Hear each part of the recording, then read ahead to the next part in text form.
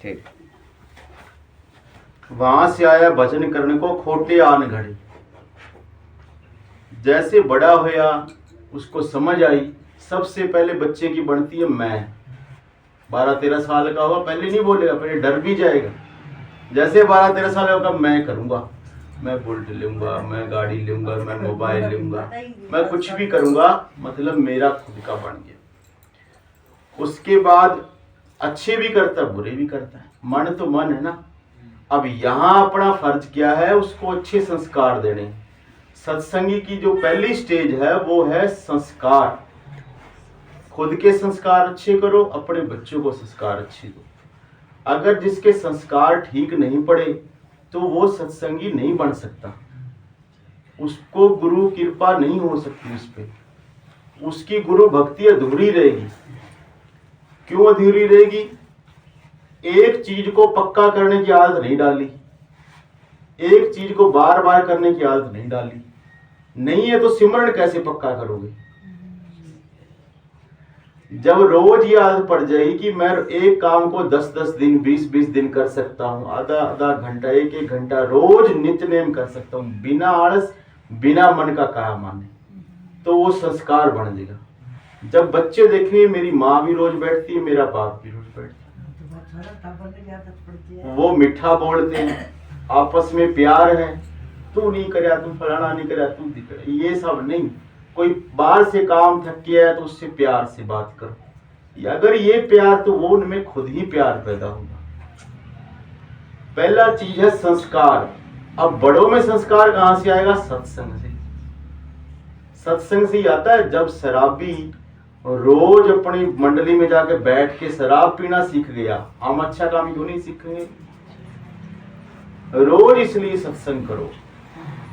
सत्संग मतलब सत्य का संग, वो चीज जिससे हमारा अच्छा लगे, हमको हमारे घर में बरकत आए, हमारे मन में शांति आए, बच्चों में प्यार पैदा हो, यही तो सत्संग है। तो पहली चीज है संस्कार, घर में संस्कार बनाने हैं, उसके लिए सत्संग में जाया करो। और आजकल तो ये मोबाइल आ गया, टीवी आ गया, कहीं भी आप सत्संग सुनो, उसको ग्रहण करो। धीरे धीरे ये मत सोचो मैं बड़ी हूं तो मैं क्या करूंगी, अब क्या बदला जाता है, ये नहीं। जब से चेतो तब से सही, कोई देर नहीं हुई। और आपका फर्क अपने परिवार में पड़ेगा ही पड़ेगा। ऐसे लोग बोलते हैं ना कि ये मिनिस्टर देश को चलाते हैं और ये पैसे वाले, गलत बोलते हैं। माँ चलाती है देश को। इन मिनिस्टरों को भी तो माँ नहीं पैदा कराया तो इसलिए माँ चलाती है देश को। तो माँ जो संस्कार दे सकती है वो पिता नहीं दे सकता। पिता को सवेरे निकल जाना, शाम को बढ़ना है, उसने काम बाहर करना है, वो कमा के ला सकता है, वो जो चीज जरूरत की है वो जरूरतें पूरी कर सकता है, पढ़वा सकता है, फीस भर सकता है, ये काम कर सकता है। लेकिन 24 घंटे माँ पास रहती है। इसलिए माँ का जो फर्ज है, उत्तरदायित्व वो ज्यादा, सबसे माँ ही संस्कार सबसे ज्यादा देती है।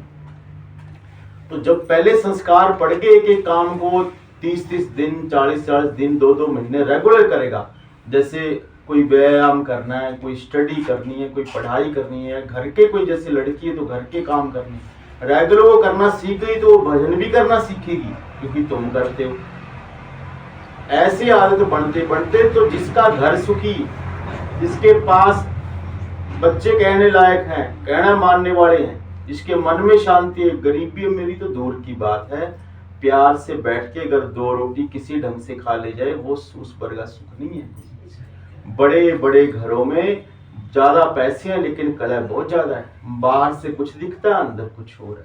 तो प्रथम जो सीढ़ी है ना गुरु भक्ति से पहले, वो है संस्कार और सत्संग। तो सही तरह से सुना करो।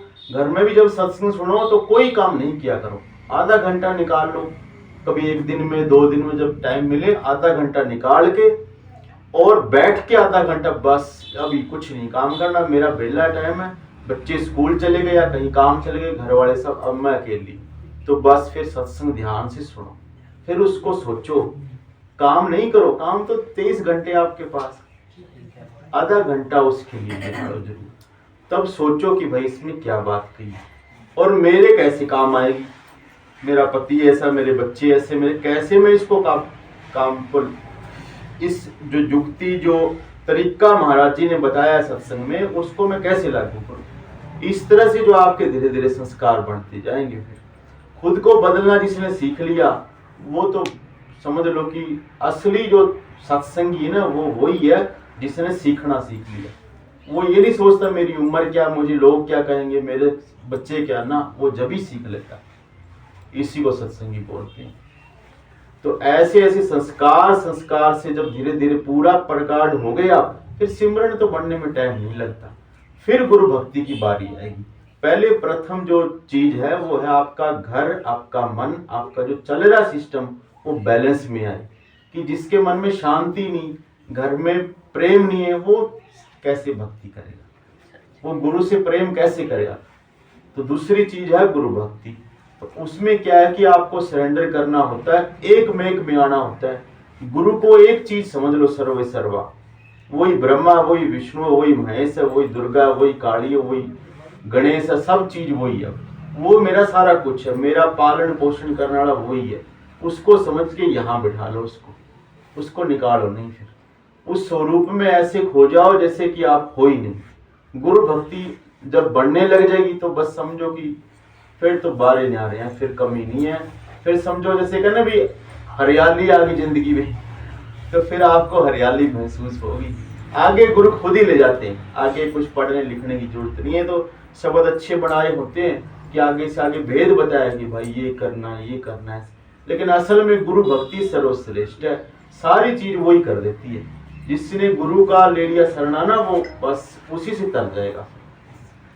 ये बात है। तो बहुत अच्छा, तुम बहुत भाग्यशाली लोग हो जो इकट्ठे हो जाते हो यहाँ पे।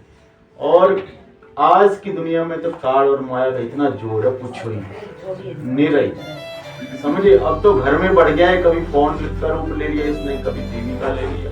अब तो ये पूछो ही ना क्या क्या करता है। तो ये भी एक तरह की माया है, लेकिन उसको अच्छी तरह यूज करो, जैसे अभी आप कर रहे हैं। तो इस तरह से बस घर में और मन में और फिर अपनी आत्मा में, तीनों चीजों में अगर शांति आ गई तो ये जीवन सफल है। ठीक है जी।